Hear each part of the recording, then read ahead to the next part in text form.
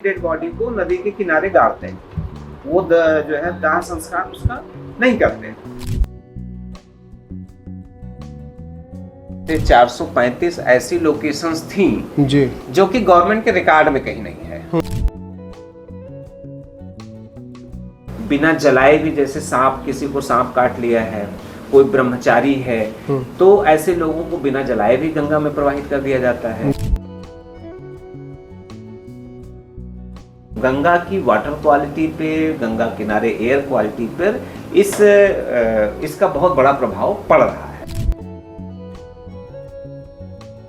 10 kilometre दूर भी आदमी किसी की मृत्यु होती है तो वो ले जाकर के गंगा के किनारे उसका जो है सौदा कर देता है। जी ये हमारी माइथोलॉजिकल बिलीव्स हैं।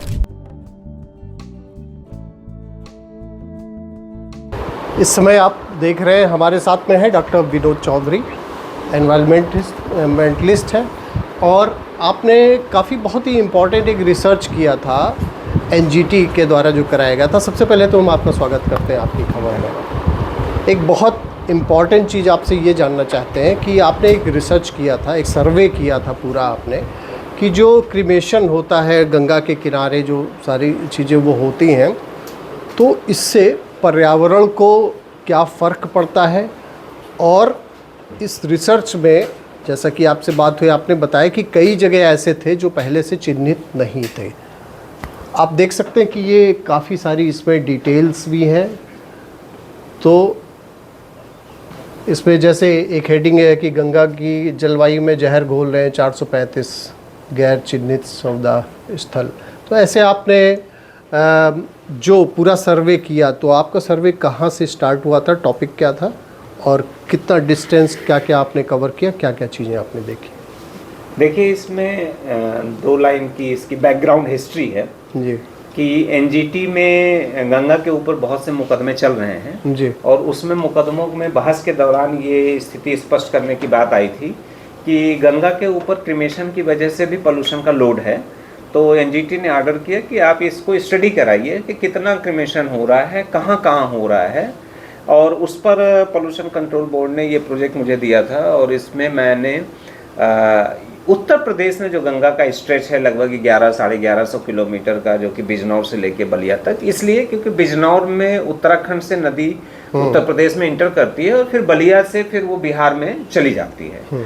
तो इस अध्ययन के दौरान मुझे 1.5-2 साल में मैं नदी के किनारे किनारे बिजनौर से लेकर बलिया तक टहला और मैंने जब क्रिमेशन के पैटर्न्स को स्टडी किया तो बहुत मल्टी डायमेंशनल डेटा जनरेट हुआ, जिसमें जो सबसे बहुत महत्वपूर्ण बात यह है कि लगभग 435 तो मैंने आइडेंटिफाई किए थे, 435 ऐसी लोकेशंस थी जो कि गवर्नमेंट के रिकॉर्ड में कहीं नहीं है।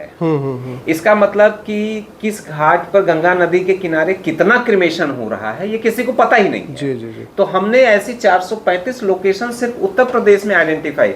गंगा की लंबाई लगभग 2500 किलोमीटर है, उसमें हम सिर्फ 1100-1150 किलोमीटर हमने स्टडी किया। अगर गंगोत्री से लेकर के बंगाल की खाड़ी तक स्टडी करेंगे तो पता नहीं कितने होंगे। उसके पीछे ये था कि गंगा हमारी जो माइथोलॉजिकल रिवर है और अभी तो सुप्रीम कोर्ट का एक डिसीजन है, इसको लिविंग बीइंग की संज्ञा दे दी गई है। तो जब गंगा को हम स्टडी करने निकले तो हमको एक नई संस्कृति थोड़ी थोड़ी दूर पे देखने को मिली। गंगा नदी के किनारे बसे हुए जो गांव हैं उनके अगल बगल के 2-4-10 किलोमीटर के गांव हैं। तो कहा जाता है कि गंगा तो मोक्षदायिनी है, तो अगर 10 किलोमीटर दूर भी आदमी किसी की मृत्यु होती है तो वो ले जाकर के गंगा के किनारे उसका जो है सौदा कर देता है। ये हमारी माइथोलॉजिकल बिलीव्स हैं। लेकिन इस एक्टिविटी का गंगा नदी के ऊपर क्या फर्क पड़ रहा है, ये अध्ययन करना जरूरी था। तो निश्चित रूप से जब हमने इसको अध्ययन किया तो जब 435 वो लोकेशंस आइडेंटिफाइड हुई तो उनके रिचुअल्स में जो गैप थे, कहीं पर इसमें हमको ऐसा भी मिला कि बिना जलाए भी, जैसे सांप, किसी को सांप काट लिया है, कोई ब्रह्मचारी है, तो ऐसे लोगों को बिना जलाए भी गंगा में प्रवाहित कर दिया जाता है। लावारिस लाशों को भी प्रवाहित कर दिया जाता है।